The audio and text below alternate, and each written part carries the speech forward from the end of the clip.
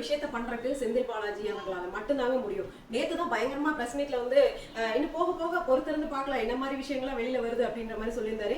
இன்னைக்கு சாயந்தரம் பாத்தீங்கன்னா அவர் ஹாஸ்பிட்டல் அட்மிட் ஆயிருக்காரு. ஸோ நேத்து தான் கொஞ்சம் தைரியமா பிரஸ் மீட்ல விஷயங்களா பேசினாரு அப்படின்ற விஷயம் எல்லாத்துக்குமே தெரிஞ்சதுதான். என்ன விஷயம் அப்படின்னா இன்னைக்கு வந்து அவரோட ஜாமீன் மனு வந்து ரத்து பண்ணியிருக்காங்க.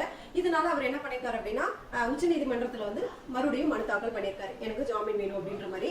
இதுக்கிடையில உச்சநீதிமன்றமும் மனு தாக்கல் பண்ணதை ரத்து பண்ணிட்டாங்க அப்படின்னா செந்தில் பாலாஜி அவர்கள் எப்ப வேணாலும் கைது செய்யப்படலாம்.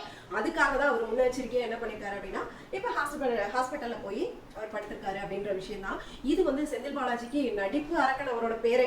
ஸோ இது வந்து சொல்லித்தரணும் அப்படின்ற அவசியமே இல்லை செந்தில் பாலாஜி அவர்களை பொறுத்தளவு. நம்ம ஏன்னா முன்னாடி ஒரு 2 வருஷத்துக்கு முன்னாடி எல்லாம் நம்ம பார்த்திருக்கோம். அவரை வந்து அரெஸ்ட் பண்ண போனப்ப அவர் என்ன மாதிரி விஷயங்கள்லாம் பண்ணாரு அப்படின்றது எல்லாத்தையுமே தெரிஞ்சதுதான். அதனால இந்த ஹாஸ்பிட்டல்ல போய் அட்மிட் ஆகிற விஷயம் வந்து எல்லா அமைச்சர்களும் அதை தான் பண்றாங்க அப்படின்றதா. ஏவா வேலு இருக்கட்டும், அவர் என்ன பண்ணிருக்காரு, இங்கெல்லாம் அட்மிட் ஆகினா பிரச்சனையா இருடா சாமின்னு சொல்லிட்டு போய் சிங்கப்பூர்ல போய் அட்மிட் ஆயிருந்தாரு.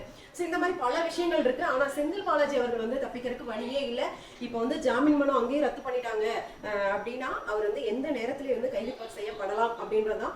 அவருக்கு வந்து ஒரு வழக்கு மட்டும் இல்லைங்க, நமக்கு எல்லாருமே தெரிஞ்ச விஷயம் தான். அவர் மேல பல வழக்கு இருக்குது.